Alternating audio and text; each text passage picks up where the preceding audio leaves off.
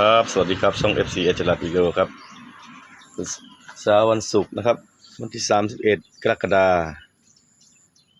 มกันนี่เลยครับเปิดร้านยามเช้าครับนี่เงียบเงาครับนี่อย่างนี้ประมาณ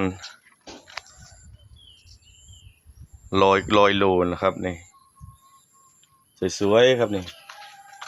หวานหอมกรอบอร่อยครับนี่ก็เริ่มสุกครับนี่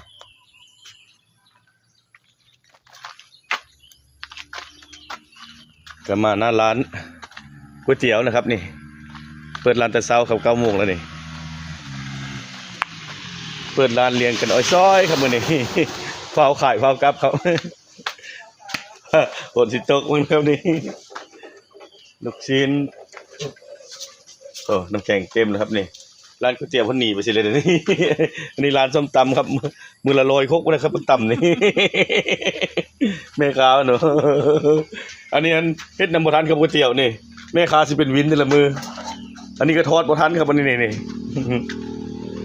แซ่บบางตู้ครับมันขยายครับแต่ก้อนนี้ร้านน้อยๆนี่ขยับขยายกว้างไปเรื่อยครับนี่ข้างนอกเต็มครับแถวนี้นี่ยามใกล้สิเที่ยงครับ11 โมงนี่ก๋วยเตี๋ยวนี่ลาบก้อยครับลาบก้อยคือวันศิลป์คือมีครับเมื่อกี้นี่ครับเปิดร้านตรงต้นนะครับนี่ต้นนี่ละไปต่อไปเรื่อยๆครับเพิ่น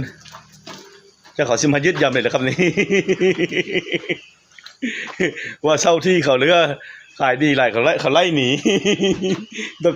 เขาต้องการค่าเช่าครับนี่เดือนละ 2,000นี่ครับนี่น่ะ 1,500บ่เดือนละ 1,500ครับนี่ค่าเช่า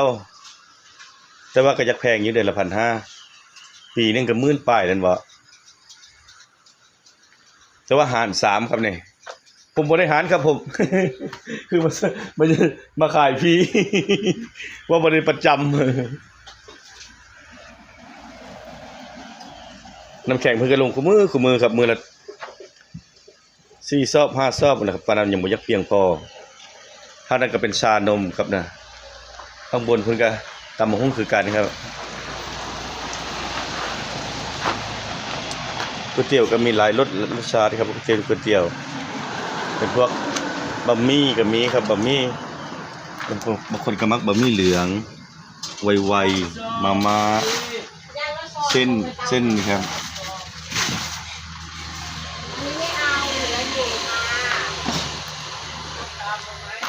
ครับส้มตำผ่านก่อนไม่ได้มีอะไรแค่